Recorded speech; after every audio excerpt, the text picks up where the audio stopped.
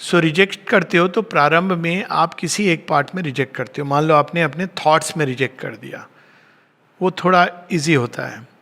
फिर आपके वो फीलिंग्स में आता है. फीलिंग्स में कैसे आएगा? रेस्टलेस करेगा, इधर आकर्षित करेगा, उधर. फिर आपने अपने फीलिंग से रिजेक्ट किया तो वो लोअर वाइटल में चला आएगा.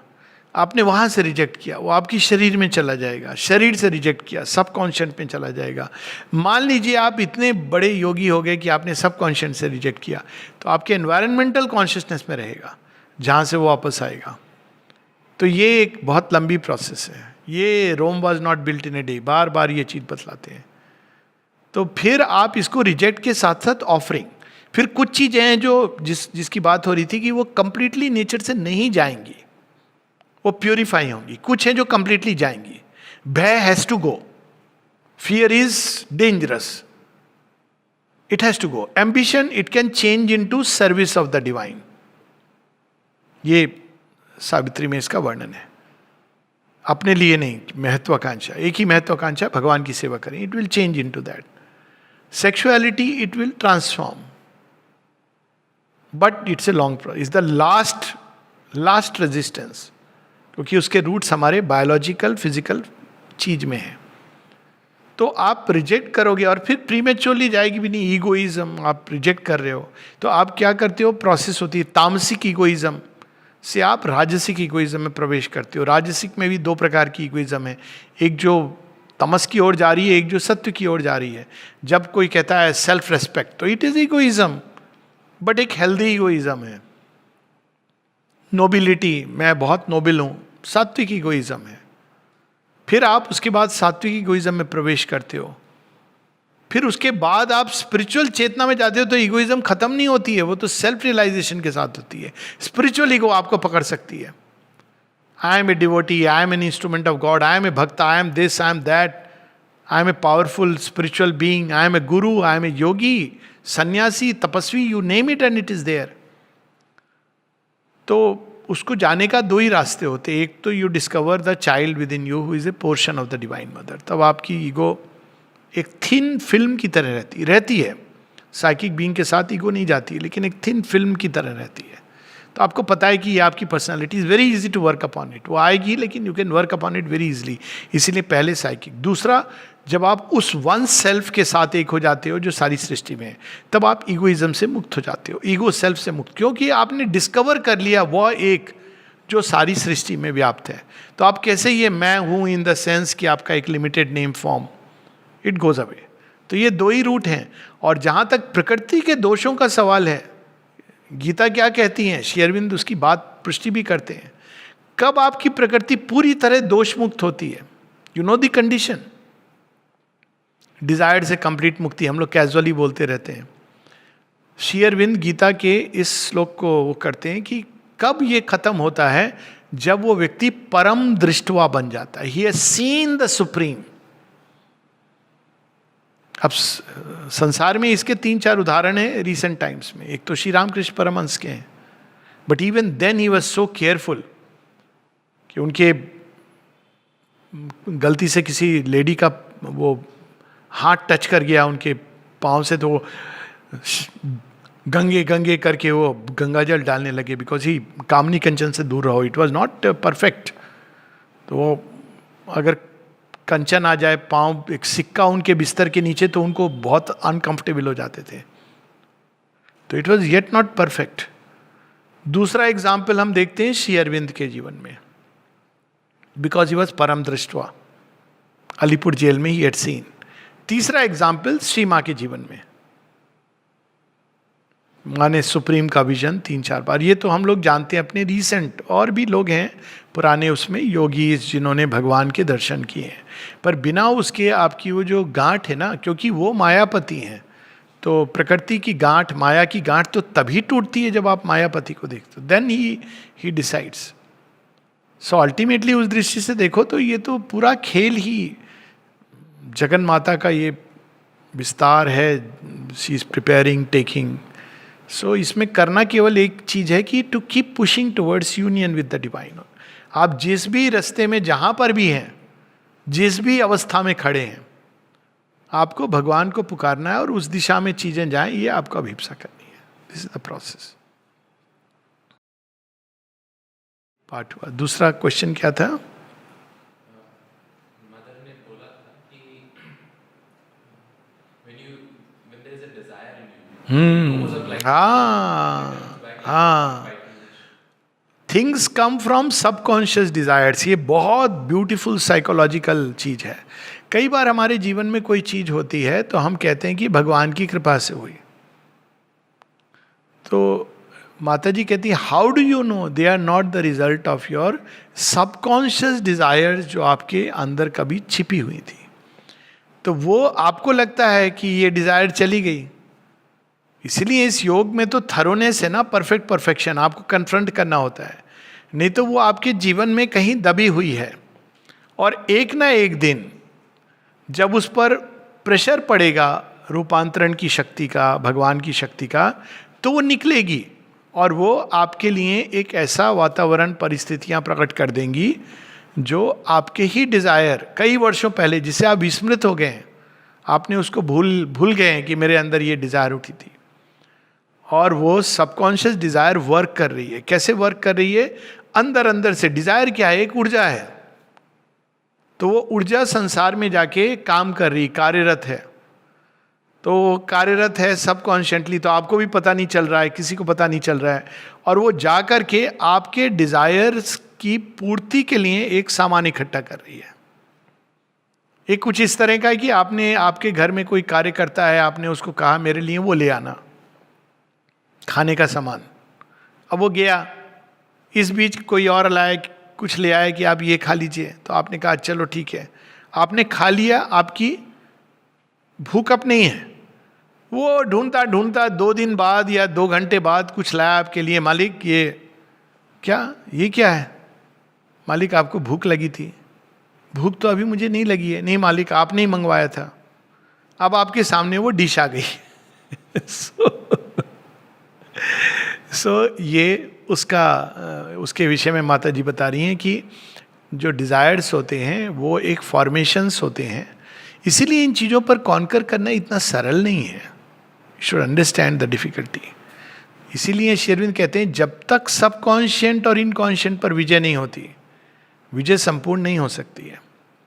तो पुराने समय में जो योगी थे ट्रेडिशनल योग में, वो इस पर एक या तो कैप लगा देते थे या उसको रेगुलेट करके, वो क्योंकि उनका लक्ष्य था मोक्ष निर्वाण, तो वो क्या करते थे कि समहाउ मेरे जीवन में ये, मैं इस पर योगी ऑन द वर्लपूल, प्रकृति का पूरा वो घेरा है, उसके ऊपर मैं बैठा हुआ हूँ, उसमें नहीं उतरेंगे। उसके लिए वो या तो अपने को शट कर देते थे संसार से, ये सारी चीज़ें करते थे। तो जब टाइम आता था वो प्लंज करने का, तो वो अपनी प्रकृति रूपी चादर को यहाँ छोड़ देते थे और सोल को ले जाते थे बाहर, प्रकृति के घेरे के बाहर।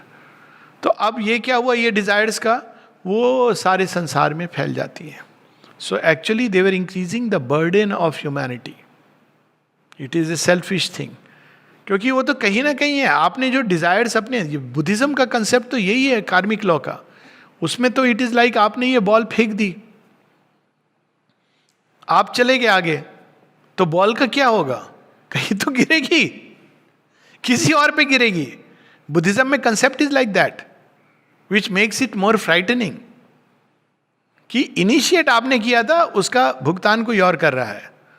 तो मूल चीज ये है कि लेकिन अब मोक्षवादी धारा में तो यही है, आउट ये तो वो तो इस तरह जस्टिफाई करते हैं कि भुगतान वगैरह कुछ नहीं, इस घेरे में रहोगे तो किसी ना किसी रूप में आप इसमें आओगे ही। तो मैं क्या कर रहा हूं, मैंने कीचड़ उछाला, आप बोल रहे हो आपके ऊपर गिरा, हाँ लेकिन आप तो थे कीचड़ में। तो आइदर विच वे आप कीचड़ में थे, आप इसमें से निकलो जैसे मैं निकला हूं, यही एक इसका उपाय है। तो वो इस तरह से जस्टिफाई करते हैं। अगर आप किसी योगी को ये कहोगे ट्रेडिशनल योग में, लेकिन आपने तो जो डिजायर्स की थी वो तो यहाँ छूट गई, वो तो प्रकृति का हिस्सा, तो वो कहेंगे हाँ विश्व प्रकृति का वो हिस्सा थी। श्री अरविंद क्या कहते हैं? कहते नहीं, हमको इस पाप पंख के अंदर कमल का फूल खिलाना है। तो अब आपको एक टोटली डिफरेंट प्रोसेस है। तो ये इसका ये अर्थ है कि आप डिजायर्स को इस तरह उसको आंख मूंद करके आप इस पे कॉन्कर नहीं कर सकते हो, at the same time indulge करके भी कॉन्कर नहीं कर सकते हो। तो it has to be worked upon, constant offering, sometime Shri Aurobindo कहते हैं कि दो तरीके होते हैं इस पर वर्किंग के. एक तो अपने एफोरिज्म में वो कहते हैं या तो कंप्लीटली सेटिस्फाई इट और you completely remove it from the system. माँ कहती है दोनों ही असंभव है. क्योंकि आप सेटिस्फाई करते हो, ग्रुप बनता है, फिर जाते हो, वो एक एक दिशा में, वो तो हाइड्रा हेडेड है रक्त बीज की तरह, और आप इसको एनल भी नहीं कर सकते हो. तो श्री अरविंद बताते हैं कि उसके दो तरीके होते हैं. कि वो एक तरीका होता है कि वो सब्जेक्टिव स्टेट में खत्म हो जाती है. सब्जेक्टिव स्टेट मतलब आपको उसका इंपल्शन हो रहा है और अनुभव भी हो रहा है, लेकिन वो केवल एक सूक्ष्म भूमि पर हो रहा है. तो पहले डिजायर स्थूल रूप में प्रकट होती हैं. इसका एक एग्जाम्पल है कि आपको क्रोध आया या आपको जलेबी खाने की इच्छा हुई, आपने जलेबी मंगाई, नहीं मिल रही है, आप परेशान हो रहे हो, आपने खा ली उसको, खूब खाई जलेबी, फिर 2 दिन बाद मन किया, अब आप फिर थोड़ा आया कि नहीं रोज खाने से डायबिटीज होगा, मैं हफ्ते में 1 दिन खाऊंगा, तो आपने उसको रेगुलेट करना शुरू किया. फिर एक टाइम आया जब आपने योग प्रारंभ किया, अब आपकी जलेबी खाने की इच्छा तो हो रही है लेकिन आप जलेबी नहीं खा रहे हो. फिर बहुत वो अंदर में आपको पीड़ा दे रहा है, लेकिन चूंकि आप इसको ऑफर करते जा रहे हो तो धीरे धीरे धीरे कभी आप चखोगे भी. फिर आपको क्या होगा कि आपने एक दिन चखी तो वही जलेबी जो बहुत स्वाद देती थी, अब उसमें वो स्वाद नहीं आ रहा है. या आपके जीवन में भगवान ऐसी जलेबी ले आएंगे कि आप उसको खाएंगे तो उल्टी करना शुरू करेंगे. जलेबी में खुद ही घूम जाएंगे, तो आप उल्टी करना शुरू करेंगे, वमन करेंगे. तो आपको वही जलेबी जो आपके लिए बहुत अच्छी लगती थी, अब आपको उससे उल्टी हो रही है. तो ये भगवान के प्रोसेस हैं प्रकृति के. हम लोग इसको गुड बैड राइट रॉन्ग, और माँ कहती है concept of right and wrong prevents offering, क्योंकि हम देख ही नहीं पाते हैं जो हमारे रॉन्ग से हमको दूसरे में दिखाई देते हैं. तो जब हम अपने अंदर ये देखते हैं, फिर ये चीज़ें प्रकट होती हैं. पहले सब्जेक्टिव स्टेट, पहले ऑब्जेक्टिव, फिर सब्जेक्टिव, फिर उनका दोनों का एक मिक्सचर होता है, फिर वो सूक्ष्म होती जाती हैं, फाइनली वो हमारे प्रकृति से बाहर हो जाती हैं. भगवान का ये प्रोसेस लंबी प्रोसेस है, ये कोई एक दिन की चीज़ नहीं है, एक जीवन की भी नहीं है, इतनी आसान नहीं है. और छोट नारायण जी इसको बड़ी सुंदर कहानी से बताते थे. कहानी के साथ आई विल स्टॉप. तो कहानी ऐसे सुनाते थे कि विभीषण, जब राम जी युद्ध जीत गए तो विभीषण बोला कि हम भी अयोध्या घूम के आएंगे. राजा तो हम लंका के बन गए, लेकिन हमको भी देखना है आपकी अयोध्या. तो राम जी कहते हैं चलो. तो आ जाते हैं, लेकिन बंदरों में बहुत कमोशन होता है तो राक्षस, नॉन वेजिटेरियन है. अयोध्या में तो कोई नॉन वेजिटेरियन होटल नहीं है, तो अब ये घूम फिर के किसको खाएगा, हम ही लोग को खाएगा. तो सारे बंदर बड़े सचेत हो जाते हैं कि नॉन वेजिटेरियन तो है, इससे क्या हुआ है तो दैत्य कुल का. तो अब राम जी के पास जाते रिप्रेजेंटेशन करके कि देखिए ये आप लाए हैं, आप बहुत दयालु हैं, महान है, उदार हैं, हम लोगों की जान को खतरा है. तो राम जी कहते हैं तुम लोगों में से कोई गायब हुआ है नहीं, तो फिर तुम लोग चुप रहो. पर ये लोग मानते नहीं हैं, तो वो देखते हैं, पीछे जाते हैं, इसका पीछा करते हैं, लगा देते हैं इसका पीछा करना. तो अब विभीषण बहुत ही इच्छा नॉन वेज खाने की, अयोध्या में नहीं है, तो वो जाता है थोड़ा बाहर अयोध्या के, वहाँ पर कोई खरगोश को देखता है, फट से लेकर के खा लेता है. तो बस मंकीज़ को तो मौका मिल गया. अब आके मंकीज़ फिर से राम जी को, देखिए हमने आपको कहा था. तो फिर राम जी कहते हैं कि अच्छा कोई तुम्हारे पास प्रमाण है, कोई देखा तुमने? सब नहीं. अच्छा तो फिर ये बताओ, तुम बंदरों में से कोई गायब हुआ? नहीं. फिर चुप रहो तुम लोग. फिर वो 2 महीने बाद उसको फिर हुड़क होती है, फिर जाता है, इस बार खाता है, लेकिन उसको उतना मज़ा नहीं आता है खाने में. फिर कंप्लेंट होती है, फिर राम जी कहते हैं, तीसरी बार जब वो खाता है तो उल्टी करता है बुरी तरह. वो कहता है कि नहीं अब आई थिंक टाइम आ गया है. तो ये चीज़ें वृत्तियाँ धीरे धीरे करके अंदर से, इसीलिए योग में बहुत patience, perseverance, endurance, constant offering. लेकिन मनुष्य क्या करता है राइट और रॉन्ग के कंसेप्शन में, या तो पहली स्टेज है जब दूसरों में ये देखता है, उसके अंदर तो पड़ा हुआ है. फिर दूसरी स्टेज है जब वो उसको जस्टिफाई करता है, और वर्स्ट होता है जब स्पिरिचुअली जस्टिफाई करता है. फिर तीसरी स्टेज ऐसे भी होता है कि भाई आप हमको ये एक्सपीरियंस दे रहे हैं, दिस ऑल जस्टिफिकेशन. फिर तीसरी स्टेज होती है जब वो उसका सूक्ष्म रूप आपके सामने प्रकट होता है, लेकिन आपके अंदर गिल्ट आने, तो वो शक्तियाँ ऐसे आपको बांधने लगती हैं. गिल्ट, अनफिटनेस, आप योग्य नहीं हैं, आप ये योग छोड़ दो, आप तैयार नहीं हैं. ऐसे लोग हैं जो छोड़ के चले गए श्री अरविंद के मना करने के बावजूद. और फिर चौथी स्टेज आती है जब आपको पता चलता है इसकी पकड़ ढीली हो रही है, और ना केवल ढीली हो रही है, ये सूक्ष्म रूप में रूपांतरित हो रही है, क्योंकि हर चीज के पीछे एक सत्य है। अब यही तो आज डिस्कशन चल रहा था फोरम पे, तुमने पढ़ा होगा, श्री अरविंद तो 49 की राइटिंग्स हैं, उसमें कहते हैं even there is a truth even behind the sexual impulse. तो वो क्रूड रूप में नहीं रहेगी, एसेटिसिज्म उसका मार्ग नहीं है, इंडल्जेंस मार्ग नहीं है, लेकिन it gets eventually transformed into something. उसका मनुष्यों में से, हम लोगों में से कोई नहीं कह सकता कि वो क्या रूप है, but there is something like a masculine and feminine type of nature in which there is a union which has nothing to do with physical. अब ये हमारे पुराणों में है, जो आप देखते हो शिवलिंग और योनि का जो वो संबंध है, ईश्वर ईश्वरी का संबंध है, तो ultimately at some point it will get transformed.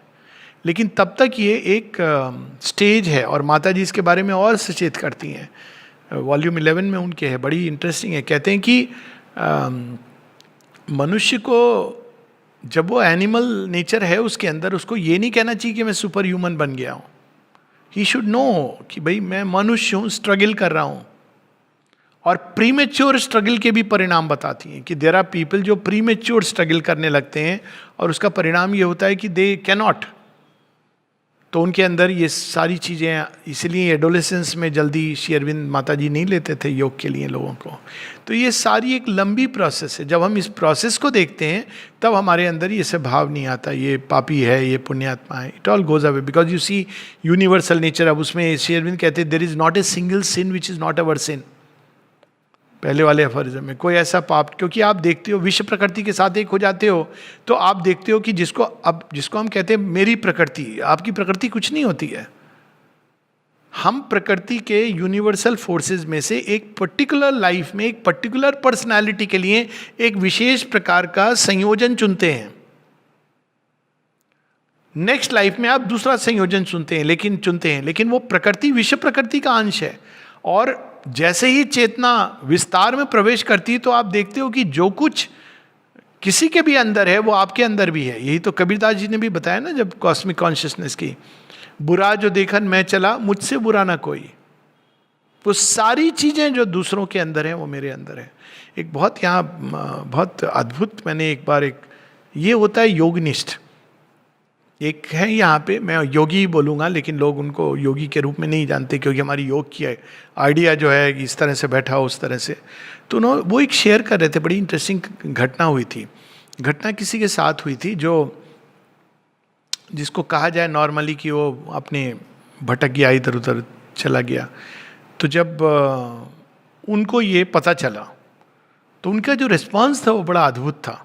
जिसने उनको जाके बताया ऐसा हुआ वैसा हुआ उस व्यक्ति के साथ, तो उन्होंने रिस्पॉन्स, चुप रहे, फिर उन्होंने रिस्पॉन्स दिया कि मैं क्या कहूँ, जो कुछ वृत्तियाँ उसके अंदर हैं वो मेरे अंदर भी हैं। It requires tremendous courage to say this, मैं क्या कहूँ। और जब वो व्यक्ति वापस आया तो उन्होंने कोई प्रश्न नहीं, कुछ नहीं, वैसे ही एक्सेप्ट किया, स्वीकार किया। और क्योंकि वो यूनिवर्सल नेचर में आपको पता चलता है कि कोई भी ऐसी वृत्ति नहीं है जो संसार में है आपके अंदर नहीं है। तो ये समझना मेरा नेचर, दूसरे का नेचर, ये एक भ्रांति है। जरूरी होता है एक टाइम पर, इवोल्यूशन की एक है जब आप इंडिविजुअलाइज्ड हो रहे हो, ये कंफर्टेबल होता है आपको हैंडल करने के लिए। तो आप पूरे विश्व का क्लाइमेट चेंज, ओजोन लेयर कुछ नहीं कर सकते, लेकिन अपने घर के बाहर कूड़ा नहीं फेंक सकते। This is how it is. लेकिन जब आप विस्तार में प्रवेश करते हैं तो ये सारी चीजें आती हैं।